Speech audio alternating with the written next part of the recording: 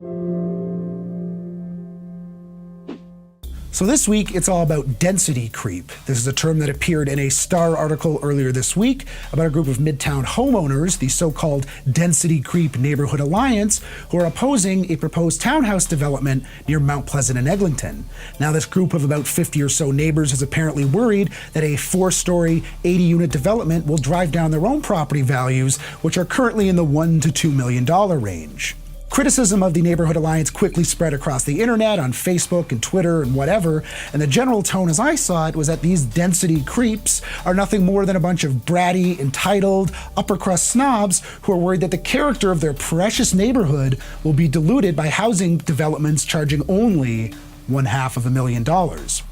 Now, I mean, granted, sure, this is a very annoying attitude, and it's all too typical of Toronto NIMBYism, that not-in-my-backyard attitude where you want to live in an urban center while also trying to pretend like you live in some cloistered keep in the middle of the woods somewhere.